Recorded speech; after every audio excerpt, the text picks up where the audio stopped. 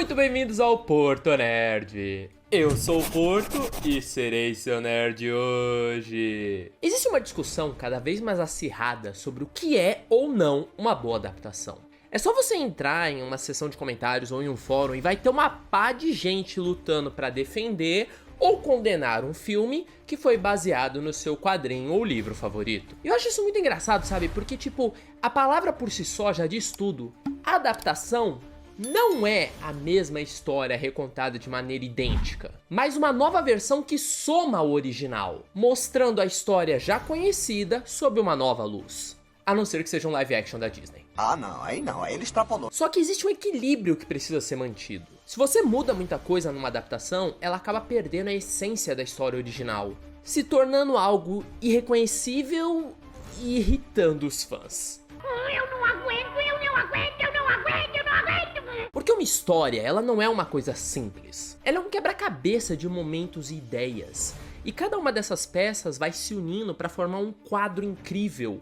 Ou se você pensar nas peças como ingredientes, elas vão sendo colocadas juntas para criar aquele prato com sabor delicioso. Mas se você muda os ingredientes, bom, aí você tem um resultado que pode variar de uma abominação da natureza até um simples prato sem gosto. E o mais engraçado, dos dois, eu acho que esse aqui é o pior. Meu Deus.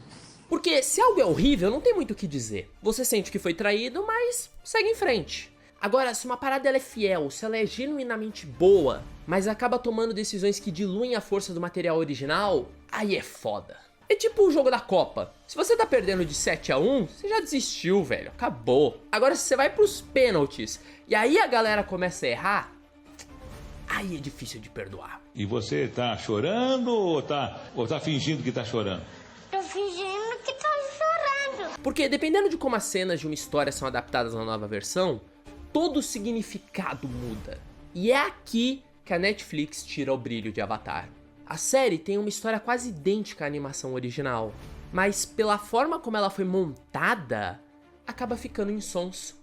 Eles acabaram pegando momentos marcantes que muitas vezes aprofundavam as relações entre os personagens e os diluíram que nem um copo de suco de laranja com mais água que fruta. E é disso que eu quero falar hoje. Como um pequeno momento nessa segunda temporada carregou um significado tão grande na obra original, mas se perdeu aqui. E por que eu quero falar disso? Bom, primeiro porque é interessante entender como que uma história nasce e como essa história consegue entrar no nosso imaginário e fazer a gente se conectar com os personagens de uma maneira quase íntima. E segundo, para tentar convencer você que só assistiu a série da Netflix a dar uma chance pro material original. E eu te garanto, você não vai se arrepender. Sem mais delongas, vem comigo.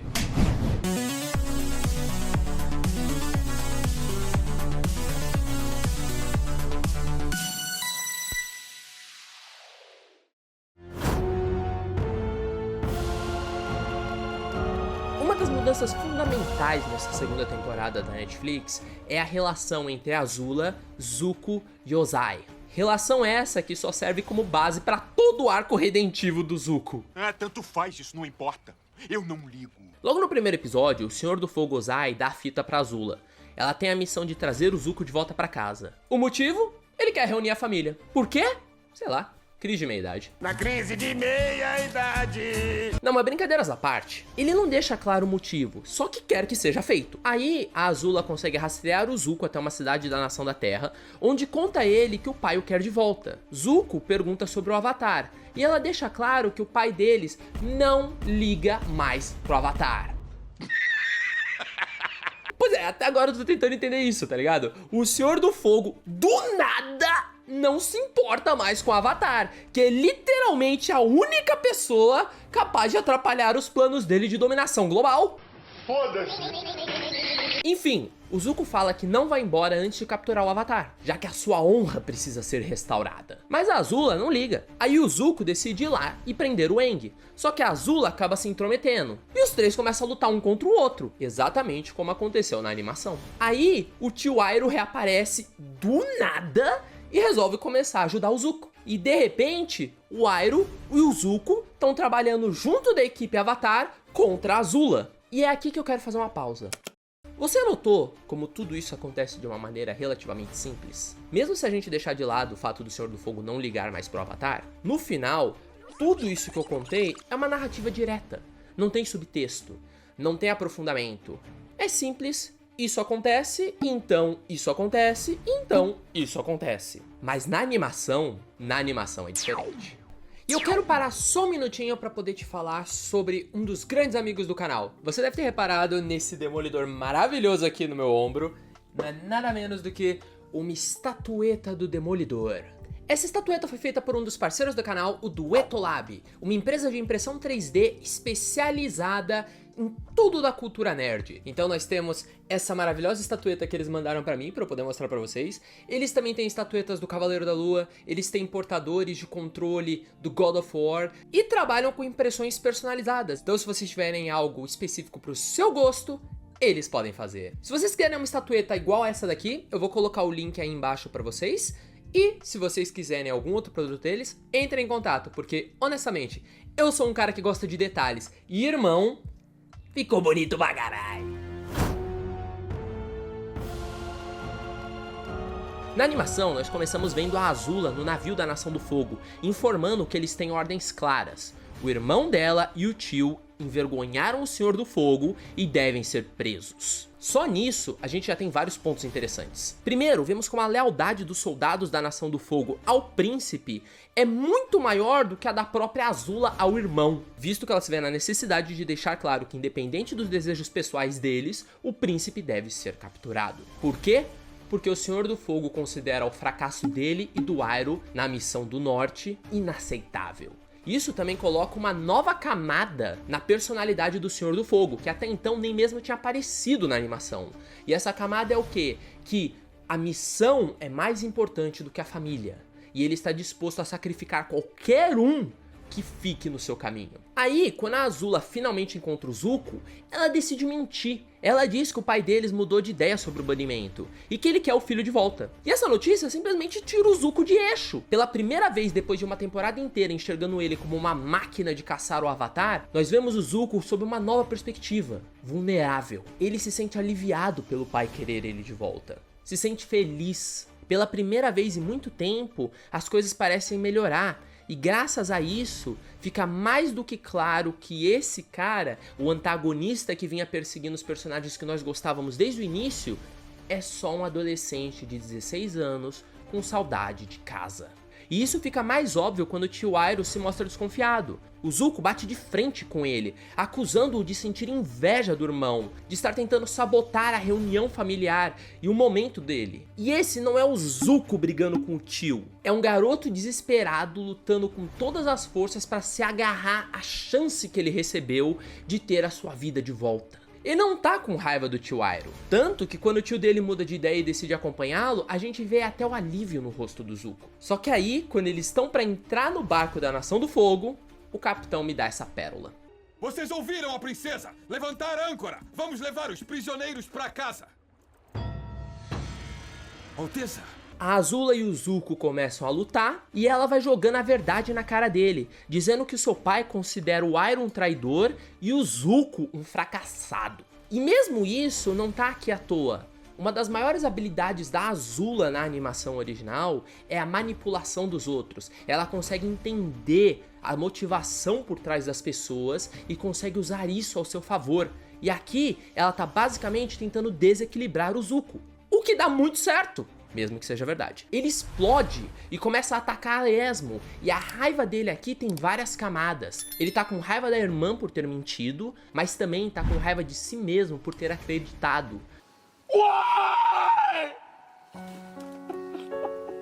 Com raiva da vida por ter balançado mais essa chance nos olhos dele só pra roubá-la no final. No fim, ele e o Iroh conseguem escapar. Então, longe dali, eles param na borda de um lago e tomam uma decisão. Zuko pega a faca dele, a faca que o seu tio lhe deu, e corta o rabo de cavalo.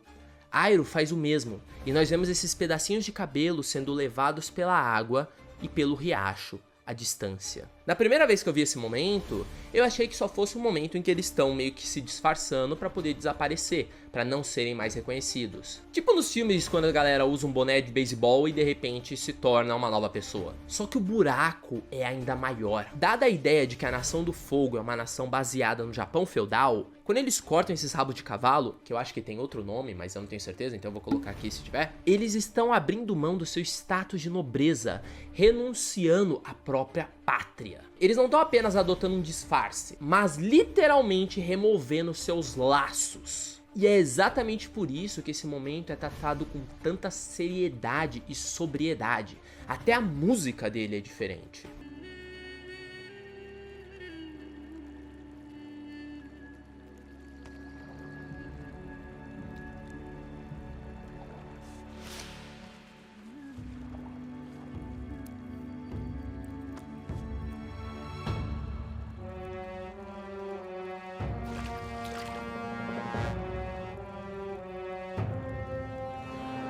E tem mais ainda! Eu notei que a animação dá uma ênfase especial à faca que o Zuko usa pra cortar o cabelo. Então eu resolvi pesquisar na internet o que essa gravura na lâmina significa. E dentro do Reddit, eu vi um cara que traduziu isso do chinês como a frase "Nunca desista sem lutar". Eles literalmente estão usando uma arma com a inscrição sobre nunca desistir, enquanto estão desistindo. E vai além ainda, porque se você considerar o arco do Zuko como um todo, esse é o momento em que ele entra na estrada da redenção. E é isso que a faca simboliza. Ele está desistindo da batalha, mas isso coloca ele na trilha da guerra da sua vida. A guerra pela própria alma. E tudo isso fica no subtexto. A animação não precisa dizer... Você sente isso, você sente nas expressões, você sente nos gestos, você sente no olhar que eles lançam um pro outro. Cara, o dano emocional chega a ser palpável. E você percebe a diferença entre animação e Netflix? Por mais que tenha melhorado o orçamento e coreografia, o tempero das cenas foi deixado de lado para poder fazer algo rápido e que aproveita a quantidade baixa de episódios que a Netflix permitiu para a segunda temporada. Se você for ver, a primeira temporada teve 9 episódios, se não me engano é 9, e essa segunda teve só 7. E nessa redução de escopo, nós perdemos a beleza de momentos simples que aprofundam a mente dos personagens e dão a eles uma tridimensionalidade que é difícil de você ver na maior parte das animações da época. Ironicamente, a reação do Zuko da Netflix faz ele parecer mais com o Zuko da peça da Ilha Amber, onde ele foi reduzido a um único traço de personalidade: querer a honra de volta. Eu não tenho tempo pra perder com isso. Eu tenho que recapturar o Avatar pra recuperar a minha honra. Ah, e só pra vocês saberem, essa peça na Ilha Amber é um episódio específico da terceira temporada que serve de recapitulação da série inteira. É bem legal, mas quem não assistiu a animação provavelmente não vai conhecer. Por isso que eu tô falando, assista a animação, vale a pena. Porque enquanto isso, nós vemos na animação uma nova faceta do Zuko. Aprofundamos nas suas inseguranças e além disso entendemos quem é a Azula e quão manipuladora ela é. Tudo isso em menos de 10 minutos. Poxa, até esse momento deles cortando o cabelo, saca? É tão sublime, tão delicado, tão interessante. E nem mesmo é citado na série. Literalmente a temporada já começa com eles com o cabelo cortado, se disfarçando no meio da galera da Nação da Terra. E tudo isso é mais importante ainda porque... Lembra da cena que eu comentei que o Zuko e o Iroh começam a lutar junto da equipe do Avatar? Então, eles começam a lutar exatamente porque a Azula quer prendê-los. É uma daquelas situações em que você e o seu inimigo têm um inimigo em comum. Enquanto na série da Netflix, eles simplesmente começam a lutar junto pra poder trazer aquela cena que você tem na animação pra série. Mesmo que na série não faça sentido nenhum.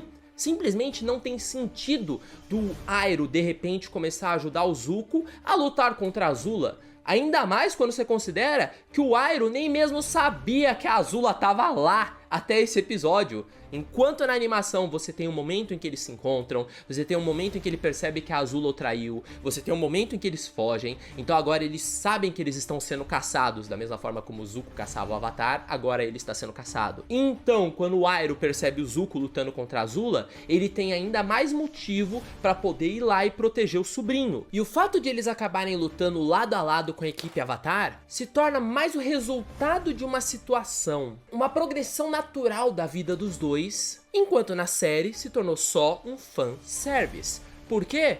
porque não tem motivo nenhum pra ter acontecido. E de novo, eu não tô aqui querendo falar mal da série. Eu só quis fazer esse estudo de caso pra gente entender como, dependendo da forma como a cena é colocada e dependendo do tempero que existe nela, o resultado pode ser totalmente diferente. Com sorte, isso te deixa com vontade de ver o original. Mas é isso aí, galera. Eu queria ter falado dessa cena porque foi algo que me saltou aos olhos na primeira vez que eu assisti a segunda temporada. E eu acho que é um assunto muito interessante pra ser tratado aqui. Se vocês gostaram desse vídeo, faz o favor, curte aí, comenta. O que vocês acharam da segunda temporada da Netflix? Vocês tinham se tocado dessas diferenças? Faz alguma diferença pra vocês? Eu vou adorar saber a sua opinião e vamos conversando. Como sempre, muito obrigado por estarem comigo até aqui e até a próxima.